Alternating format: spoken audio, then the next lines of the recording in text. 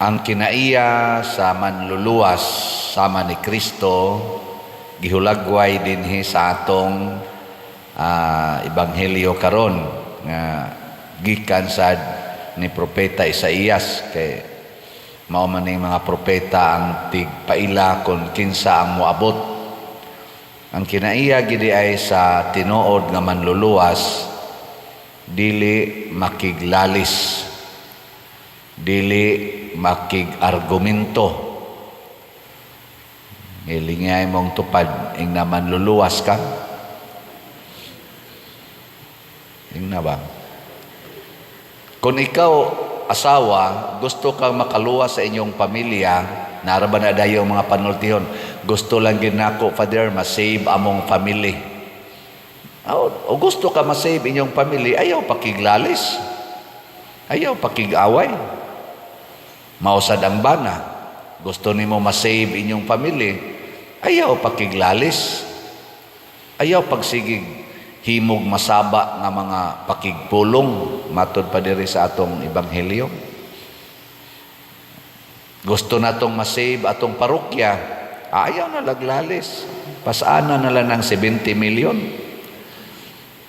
O na, pag-ingon sa kaning mupuli nako, di lang ko mangilabot anak padriha, imo lang na. Aw di, wa na ilalis. Ngag mo ingon pa ko, ikay mupuli din him. Dadasan ning utang. Wala, ato lang ni pasanon. Nya kamusad kay sige man sad mong sunod nako, moingon sa ko ninyo, tabangi ko ninyo pasan mga online parishioners o territorial parishioners. Unsa man sa inyong itubag? Awa na reklamo, pasan lang sad mong apil. Pasabot, palit lang sad mong slot.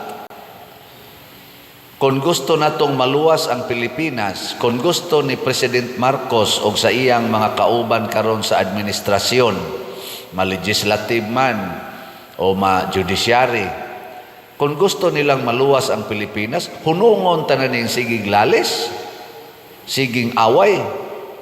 Di ba?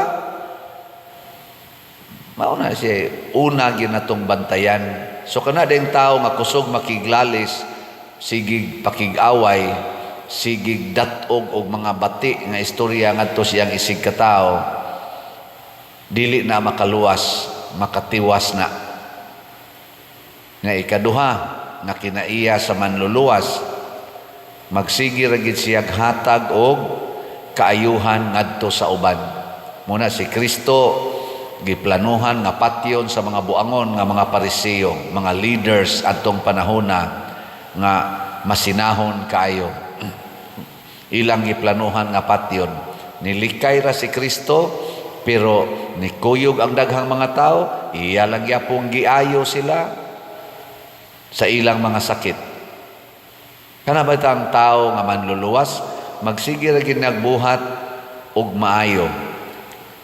Ug unsa may maayo, kanang makalipay sa lawas ug sa kalag. Parabita ng mga manag-uyab, lipay kayo magkuyog. Nga magsigig tinukhangay. Unsa man na? Tinuod na nga makaluwas. Labi ang babae battered sa iyang parents, nga mo text dayos uyab, nasakitan ko sa akong mga parents. And siya, I'm just here for you. Kuyog ta. Nga tinukhangay din sila dito maayo. Aron malipay ko no. Unsa man na, tinuod na nga kaluwasan. Date din sila dito, motel dayon, or hagunoyan dayon, or kabulihan, kasagingan. Unsa man na, tinuod na nga makaluwas. Physically, murag nakaluwas. Ang mga laki sad, animal ni ako mga parents, sigihan lang ko direk sulting, way ayo, take san barkada, ngari. Duwa ta computer, mag-enjoy ta, unwind ta. Nya kung magduwa, suyop ta, suyop sa dito. Makaluwas na. Makaluwas physically for a temporary period of time. Pero ang kalag kung dili gani maluwas, wa gyapon ay kapuslanan. Lawas og kalag muna ang hiling ni Kristo lawas og kalag. O giunsa man niya pagluwas ang kalag? Iyang gitudluan sa kamatuoran. Wa ra siya naghiling, pinaagis iyang gahom, kay Ginoo man siya, nanudlo siya sa kamatuoran, dili ng bakak. Karon na ay fake news nga daghan kaayos kalibutan. Musulti ang usa ka vlogger, batok sa atong administrasyon, motubag sang administrasyon, fake news na. Nya inigsulti sa administrasyon nga fake news na, motubag sa mga vloggers, fake news ang iyang gisulti. Kisa naman roy fake news ani? Unsaon pag ila nga kamatuoran na? Sa man, kinahanglan magkuyog ang ebidensya ug ang pulong. Muna gitawag sad sa among kinabuhing mga pari nga walk the talk. Kana bang unsay imong gisulti mausay kamatuoran nga nahitabo, mo to'y ebidensya. Tawgo na nila karon og resibo. Unsa may resibo nga naay 5,500 flood control. Nga inig bagyo, wa na'y flood. Niya karon kay manglutaw man tas tubig. Sa ato pa, dili to tinuod nga naay 5,500. Unya kay gibudgetan man kuno tog 500 billion pesos. Wa na napalid sa baha ang 500 billion. Ana. Ipakita ba resibo? Fake news na. Kanang police report sa LA, fake news na. Hay man di ang report nga dili fake news. Gitampered na sa mga sa tinga nato niya, gitampered na sa mga propagandista, mga sa panang-uban. Hay man di itong dili tampered, ipakita. Kay atong iadto ngadto sa LA police station, dad-o na didto, unya ipakita. Hay may tinuod ani kaning giingon nga dili tampered o kaning tampered. Hay man gitinuod ani biokba kuno nang inyo dihang kuan be record. Musugot mo na sila dito kay ngano man ang ilang ang credibility so nang kay LA police station mo imong i-accuse nga gitampered. Nya ipangkihan ng mga nagtampered. Si Kristo, pag ingon niya, ako ang Ginoo, giubanan dayon sa buhat nga pangginoo. Muna ningos Kristo, kung di mo mutuo sa akong gisulti, tuuhin ninyo ako mga buhat. Kaya nga ako mga buhat nagsaksi kung kinsa ko. Mauna ang mga Israelita, human sa 430 years nga didto sila sa Ehipto, gitagaan sila kagawasan. Og nisunod sila sa Ginoo, og ang Ginoo nagdahan nila. Muna makaingon kita, chosen people ba ni ang mga Israelita? Moingon kita, yes.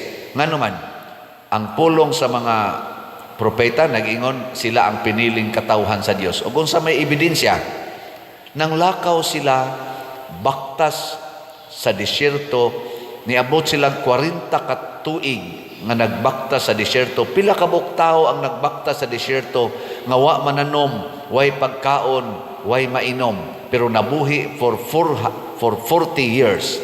Pila ka buok? Bana-banaan ninyo. Matod pas unang pagbasa, ang nilakaw, giihapra ang mga lalaki, 600,000 people. Way labot pag-ihap ang mga bata o ang mga babay. Unya ko natong idugang, 10 minos, ang anak ana mga Israelita, 10 yung minos, 5 kabuok. Kay padaghanay man na sila. Si Jacob gani, 12 kabuok. Padaghanay man na kay maubitang nahadlok ang mga Ehiptohanon kay nidaghan og maayo ang mga Israelita. So i-times nimo ang 600 og 5. 600,000 times 5. Pila na na? 3 million. Nga, punaan pagid nimo og laing 600,000 kay ila ding asawa. 3,600,000. Nga doon naman kuno nanguyog nga dakong panon sa laing mga tao. Ibutang na sa nato, i-times na sa nato 1. O di 4.2 na milyon. Nya kuyog ang tanan nila mga kahayupan. Gisayunan nga na. Nya magbaktas kag 40 ka tuig nga wa mo mananom, kinsa may moatiman ninyo? Nya nilabang pagid sila atong dagat. Kinsa may moatiman ninyo way Ginoo? Mao nay ebidensya. So dili ra pulong sa mga propeta gipruibahan sa gipakitang buhat sa Ginoo. Ug ang buhat sa Ginoo dinhi sa atong ebanghelyo nga gihisgutan, hustisya. Dili siya mohunong hangtod mapatunhay ang hustisya. And what is justice? Sa Ginoo mga igsoon, kanang mawa ning sala. Ang sala ba? Gilingya imong tupad. Ina naapay sala sa inyo? Sa inyong balay ba naapay sala? Wa man mo manglingi. Og naa gani sala, pasabot doon na pa kay angay buhaton para mapatunhay ang hustisya. Kay kanang sala mo ginay inhustisya. Og ari na sa atong panggobyerno gitawag na siya og illegal or crime. Pero diri sa atong morality gitawag na sin or to go against the will of God. Kanang pagpa-colors buhok, hustisya na, inhustisya. Kamo na lay hukom ana. Kis-kis kilay, usam na, hustisya, inhustisya. Huy. Kanang magpa-change kag gender, nagikas laki, butangan ni mo genital organs babae. Nya babae sad, himuan sa laki. Hustisya na, inhustisya. May malagi mo mutubag. Kana magsika gamit ang mga pills, mga kondom, magpalaygit ka, magpabasiktomi, hustisya na, inhustisya. Kanang mangural kas agianan sa imong silingan na huot na kay ila agianan, di nimo paagion, hustisya na, inhustisya. Kanang parkingan nimo ang daan, kanang public road or subdivision road ninyo, inyong parkingan nga ang two-way mahimo na lang one way. Unsa man na, hustisya, inhustisya. Kana, i-check na nato. Kanang bana nga magsigig tan-aw sa silingan nga mubo kay short, hustisya na, inhustisya. Kanang asawa nga magsigig yaw-yaw sa bana, yang mukablit ang bana, iwakli dayon. Unsa man na, hustisya, inhustisya. Kana, i-check na ninyo.